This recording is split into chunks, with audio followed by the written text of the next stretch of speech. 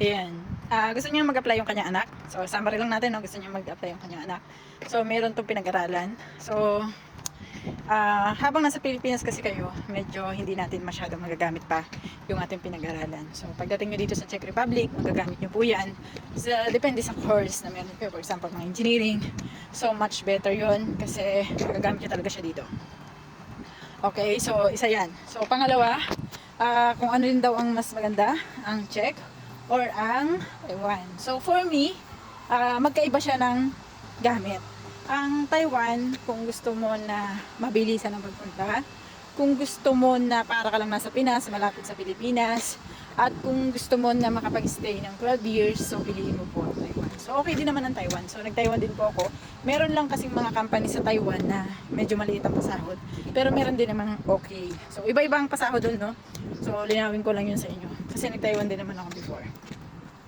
And dito naman sa Czech Republic, kapag gusto mo magpunta dito is for long term, gusto mo makuha yung family mo, and medyo matagal yung pag-apply. So, inaabot ng 6 months, gano'n. Unlike doon sa Taiwan na minsan 2 months pa lang pwede ka na makalis. Dito sa Czech Republic, average is 6 months. So, meron nakakalis mga 4 months, pero hindi madalas or hindi madami yung nakakalis ng gano'n. So, mostly talaga 6 to 8 months, gano'n yung pinaka-normal.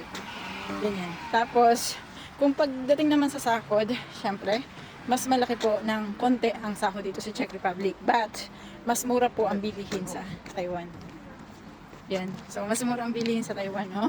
Kasi, basta, mas mura doon. Lalo na yung mga chocolate.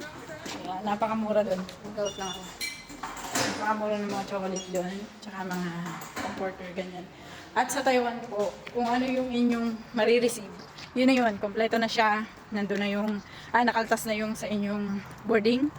Yan, nakaltas na yung sa inyong broker. Sa broker's fee nyo, nakaltas na siya. Ibig sabihin, kung ano yung nasa payslip nyo, pagkain nyo na lang yung kakaltasin doon, or minsan kapag naglo-load kayo doon sa aircon, yun yung kakaltasin doon. Pero dito sa Czech Republic, iba.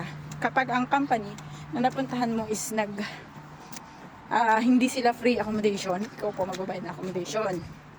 Bayad ng transpo, tsaka, ano pa ba, data, or wifi mo. So, sarili mo rin siya. Sa Taiwan naman ganun din. Sarili mo rin ang pagbabayad ng wifi. I think, hindi ko lang alam ngayon pero nasa hundreds lang din naman yun. Dito rin sa Czech Republic, depende yun kung may plan ang kukunin mo. Or kung yung normal lang kagaya sa akin, 100 GBs, 350 crowns. So, depende, no? Depende. Depende to, boss, sa goal. Depende to sa reason kung bakit ka mag-ibang bansa. So, parehong okay ang Taiwan at ang Czech Republic. Magkaiba po siya ng gamit. Sabi ko sa inyo, kung isa-summarize natin, kung gusto mo mapabilis kagad, punta ka sa Taiwan. Napakaraming agency. Kung gusto mo naman na someday tumira sa ibang bansa, pwede mong i-grab ang Czech Republic kasi may permanent ang Czech Republic. At kung hindi maka 10 years dito, mag-aral ka ulit. At pag nakapasa ka, pwede kang maging citizen ng Czech Republic. So, dual yun. Which is sa Taiwan, I think ngayon, nasa 12 years pa rin sila, no? Yun pa rin yung alam ko na last na batas nila. Hindi ko alam kung approved na yung every 2 years is pwede pa ulit kayong bumalik after 12 years. So, hindi ko alam kung ano na yun, no? Kung approved na siya.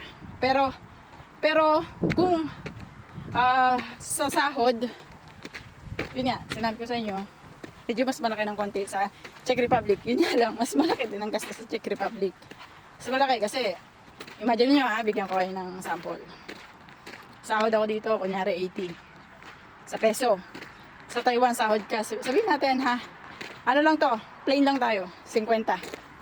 Okay? Dito, pag sumahod ka ng 80, magbabayad ka ng bahay. Sa Taiwan, pag sumahod ka ng 50, kakain ka yung sarili mong pagkain, ganyan.